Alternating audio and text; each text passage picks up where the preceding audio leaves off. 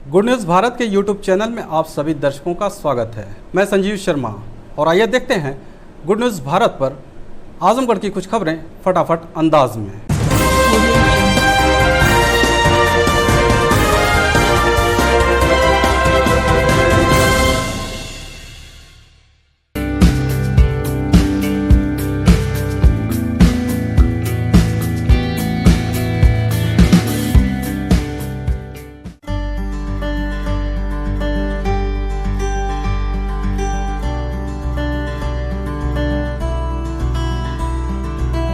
आजमगढ़ जिले में राज्य बाल अधिकार संरक्षण आयोग की सदस्य अनीता अग्रवाल ने प्राइमरी स्कूल कोटवा एवं आंगनबाड़ी केंद्र का आकस्मिक निरीक्षण किया।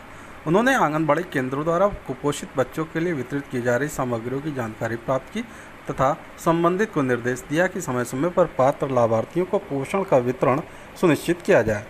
प्राइमरी स्कूल का भी निरीक्षण कर आवश्यक व्यवस्थाओं को दुरुस्त करने का निर्देश दिया तथा बच्चों को निर्धारित मेनू के अनुसार मिड डे मील देने के निर्देशित किया गया। इसके पश्चात मूसेपुर स्थित आश्रम पद्धति स्कूल का निरीक्षण किया, जहां साफ सफाई न होने पर कड़ी नाराजगी व्यक्त की। उन्होंने बच्चों के कमरे में जाकर उनके खाने की जानकारी प्राप्त किया तथा प्रचारक को निर्देश दिया कि शासन द्वारा निर्धारित मेनू के अनुसार समय समय पर नाश्ता, खाना, फल आदि देना सुनिश्चित करें। इसके पश्चात केंद्रीय विद्यालय का निरीक्षण किया। उन्होंने उपस्थित बच्चों में अभिभावकों से पढ़ाई एवं अन्य व्यवस्थाओं की जानकारी प्राप्त की। प्राचार्य को निर्देश दिया कि स्कूल में जगह जगह चाइल्ड हेल्प लाइन नंबर को प्रिंट कराएं तथा बच्चों को उसके संबंध में जानकारी भी दें। उन्होंने बच्चों के क्लासरूम एवं शौचालय का भी निरीक्षण किया।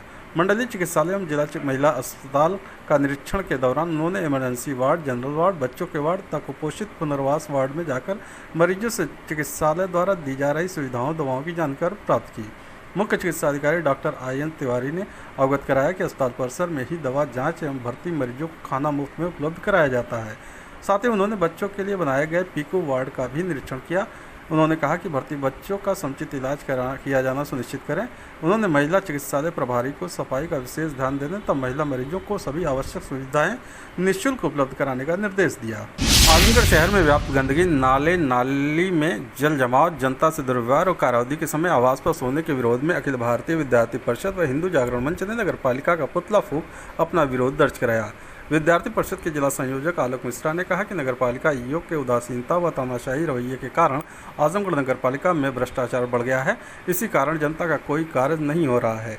शहर के ठंडी सड़क, पार्क के सामने कूड़े का अंबार, रोडवेज के बाहर जल जमाव, अन्य कई स्थानों पर प्रत्यक्ष उदाहरण देखने को मिलता है।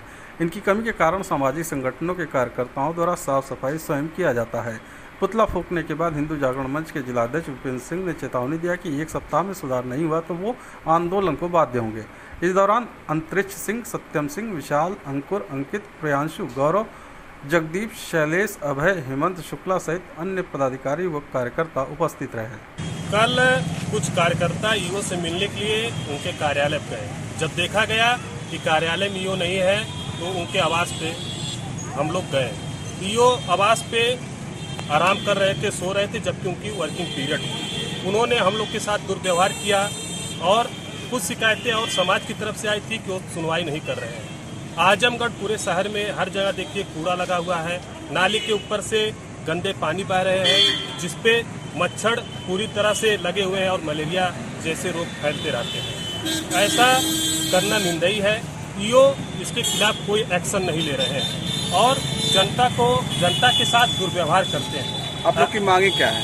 हमारी मांगे यही है कि आप जनता के लिए हैं और जनता की बातें सुने और जो आजमगढ़ में गंदगी फैली है, नाली ठीक कराइए, गंदगियों को हटाइए। आपका काम करना है, ना कि आवास में जाकर सोना है। आजमगढ़ जिले के सदर तहसील क्षेत्र के मोहम्मदपुर गांव के ग्रामीणों ने आवास व सरकारी योजनाओं के लाभ की मांग को लेकर कलेक्ट्रेट पहुंच प्रदर्शन किया और डीएम के नाम संबोधित ज्ञापन सौंपा। जिलाधिकारी कार्यालय पहुंचे ग्रामीणों ने बताया कि वे काफ़ी गरीब तबके से आते हैं, उनके पास रहने के लिए मकान नहीं है, मंडई बनाकर किसी तरह से गुजारा कर रहे हैं। न तो उनके पास आमदनी का कोई स्रोत है और न ही मकान का निर्माण वे करा सकते हैं। ग्रामीणों ने बताया कि बरसात व ठंड के समय काफ़ी तकलीफ उठानी पड़ती है। मांग किया कि ग्रामीणों को मकान बनाने के लिए आर्थिक मदद, आवास दिया जाए ताकि हमारे परिवार व बरसात में ठंड से बचाव हो सके। बहुत खराब हो गया है, आपका प्रधान नहीं सुन रहा है। क्या हुआ है? हमारा घर द्वार सबको गिर गया, एकदम पस्त हो गया। हम लोग का बरसात में रहने का ठिकान भी नहीं। हमारा समस्या कोई नहीं सुन रहा है। तो समस्या है क्या आप लोग? समस्या क्या है? समस्या बहुत खराब है, घर द्वार गिर गया है। तो आवास के लिए अप्लाई की थी? आवास के लिए हम लोग आ रहे हैं यहाँ पर। क्या आजमगढ़ जिले के महाराजगंज कोतवाली पुलिस ने जानलेवा हमले के मामले में वांछित अभियुक्त को गिरफ्तार किया है। बता दें कि महाराजगंज थाना क्षेत्र के भटनी गांव निवासी एक व्यक्ति ने मुकामी थाने में रिपोर्ट दर्ज कराई थी कि विपक्षी गण उसकी पुत्री व नतनी को लाठी डंडे से मारपीट कर घायल कर दिए, साथ ही जान माल की धमकी दी। पुलिस रिपोर्ट दर्ज कर आरोपियों की तलाश में जुट गई। इसी बीच महाराजगंज कोतवाली पर तैनात उपनिरीक्षक प्रमोद कुमार सिंह को मुखबिर से सूचना मिली कि जानलेवा हमले का वांछित अभियुक्त अपने घर पर मौजूद है। उपनिरीक्षक प्रमोद कुमार सिंह अपने हमराई के साथ दबिश देकर आरोपी जयराम को उसके घर से गिरफ्तार कर लिया। आजमगढ़ जिले के मुबारकपुर थाने की पुलिस ने दहेज हत्या में वांछित अभियुक्त को गिरफ्तार किया है। बता दें कि मुबारकपुर थाना क्षेत्र के मुस्तफाबाद गांव की रहने वाली विवाहिता की शादी फतेहपुर जिले के जहानाबाद थाना अंतर्गत घनश्यामपुर निवासी धर्मेंद्र के साथ हुई थी। ससुराल में रह रही विवाहिता की बीते वर्ष मार्च महीने में हुई मौत के बाद मृतका की मां ने मुबारकपुर थाने में ससुराल पक्ष के खिलाफ दहेज हत्या की रिपोर्ट दर्ज कराई। पुलिस मामले की विवेचना कर रही थी कि इसी बीच मुबारकपुर थाने पर तैनात उपनिरीक्षक गुलाम अख्तर अली को मुखबिर से सूचना मिली कि दहेज हत्या के मामले में वांछित आरोपी धर्मेंद्र अपने बच्चों से मिलने के लिए जनपद में आया है और मुबारकपुर कस्बा स्थित रोडवेज के पास मौजूद है। पुलिस तत्काल सक्रिय हुई और चिन्हित किए गए स्थान पर दबिश देकर दहेज हत्या आरोपी धर्मेंद्र को गिरफ्तार कर लिया। आजमगढ़ जिले के रौनापार थाने की पुलिस ने जानलेवा हमले करने के मामले में वांछित अभियुक्त को गिरफ्तार किया है। बता दें कि बीते 21 फरवरी को रौनापार थाना क्षेत्र के चक्की हाजीपुर गांव निवासी लालचंद जायसवाल ने मुकामी थाने में रिपोर्ट दर्ज कराई थी कि मुकदमेबाजी की रंजिश को लेकर विपक्षी गण लाठी डंडे से हमला कर उसके पुत्र को गंभीर रूप से घायल कर दिए। पुलिस रिपोर्ट दर्ज कर आरोपियों की तलाश में जुट गई। इसी बीच रौनापार थाना क्षेत्र के महुला चौकी प्रभारी शंकर कुमार यादव को मुखबिर से सूचना मिली कि जानलेवा हमले का आरोपी अपने घर पर मौजूद है। सूचना के आधार पर चौकी प्रभारी शंकर कुमार यादव अपने हमराई के साथ दबिश देकर आरोपी अभियुक्त अश्वनी सिंह उर्फ शालू को नैनी जोर से गिरफ्तार कर लिया। आजमगढ़ जिले के जीएनपुर कोतवाली पुलिस ने अवैध असलहा व कारतूस के साथ एक अभियुक्त को गिरफ्तार किया है। बता दें कि जीएनपुर कोतवाली पर तैनात वरिष्ठ उपनिरीक्षक प्रदीप कुमार राही क्षेत्र भ्रमण पर थे। इसी दौरान उन्हें मुखबिर से सूचना मिली कि एक युवक असलहे के साथ बेरमा मोड़ पर मौजूद है।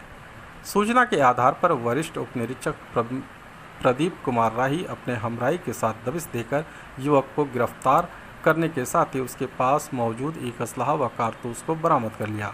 पकड़ा गया अभियुक्त विनय प्रताप सिंह मुबारकपुर थाना क्षेत्र के नैठी गांव का निवासी है। आजमगढ़ शहर में ई रिक्शा में सवार महिला के गले में मौजूद सोने की चेन चुराकर भाग रही 4 उचक्की महिलाओं को पुलिस ने गिरफ्तार किया है। बता दें कि सिदारी थाना क्षेत्र के हरबंसपुर वार्ड की रहने वाली सुनीता देवी शहर के एलवल मोहल्ला स्थित सेंट जेवियर्स स्कूल पर परीक्षा देने आए पुत्र को लेने के लिए आ रही थी। ई रिक्शा में सवार सुनीता के गले में सोने की चेन देख सिविल लाइन क्षेत्र में मौजूद 4 महिलाएं ई रिक्शा रुकवाकर उस पर सवार हो गईं। रास्ते में मौका पाकर उन महिलाओं ने सुनीता के गले में मौजूद चैन को उड़ा दिया और इसकी भनक तक उसे नहीं लग सकी।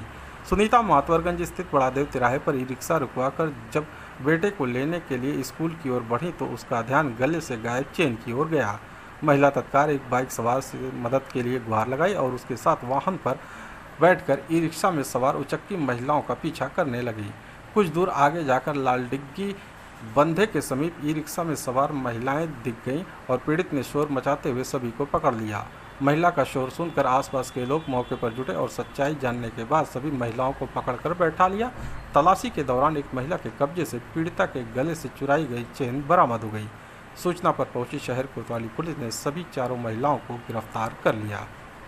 आजमगढ़ जिले में बेटी का हाथ पीला करने में आर्थिक समस्या से जूझ रहे रिक्शावान पिता के मर्म को समझकर महिला मंडल जनसेवा समिति आगे आई है और समिति सचिव पूनम सिंह और उनकी पूरी टीम ने नेकदिली दिखाते हुए बिटिया की शादी में आ रही बाधाओं को दूर करके मानवता की नज़ीर पेश किया है। दूसरों की भलाई से बढ़कर कोई भी धर्म नहीं को मानने वाली महिला मंडल जनसेवा समिति की सचिव पूनम सिंह ने बताया कि एक बिटिया जिनके मां का देहांत पूर्व में हो चुका है, रिक्शावान पिता ने आर्थिक तंगी में किसी तरह उसे पालन पोषण कर बढ़ाया है।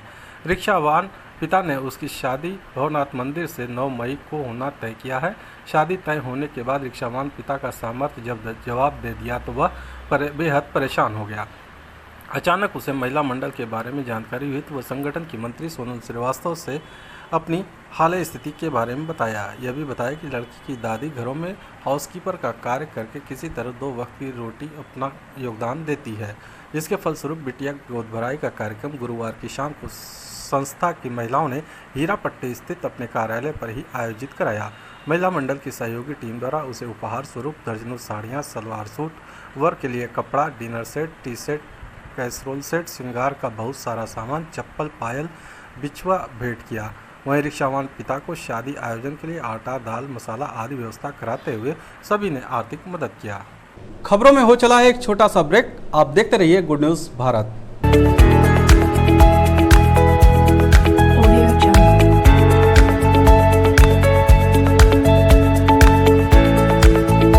ब्रेक के बाद एक बार फिर से आपका स्वागत है और आइए देखते हैं आजमगढ़ की खबरें फटाफट अंदाज में।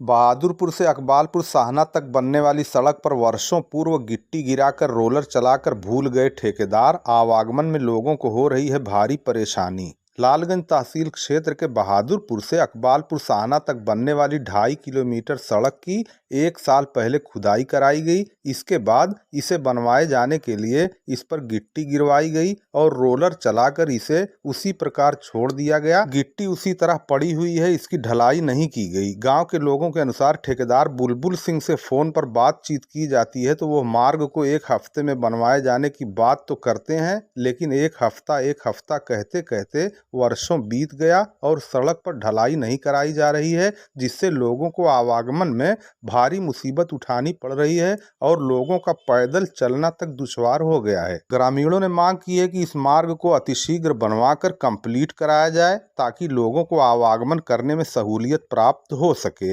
आपको बता दें, गांव वालों के लिए यही एक महत्वपूर्ण सड़क है और इस मार्ग से होकर उपरोक्त गांव में आवागमन किया जा सकता है। इसकी अनदेखी से वर्षों से लोगों को काफी समस्या उठानी पड़ रही है, जिससे लोगों में भारी आक्रोश है। गांव के लोगों ने इसको अतिशीघ्र बनवाकर कंप्लीट कराए जाने की मांग की है। ठेकेदार बुलबुल सिंह द्वारा सड़क को खोद करके 1 साल से ज़्यादा समय से छोड़ दी गई है।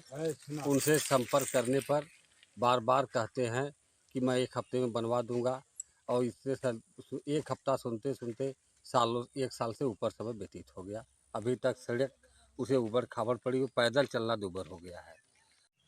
यह सड़क जो है ठेकेदार पता नहीं कौन है, बहादुरपुर अस्पताल से पिछले मार्च अप्रैल में खोद करके छोड़ दिए। वैसे पड़ी थी। इलेक्शन के पहले कंकड़ मेन सड़क पर जो है लगा हुआ था, बाद में डाले और फिर उसके बाद छोड़ दिए। अभी तक बनी नहीं।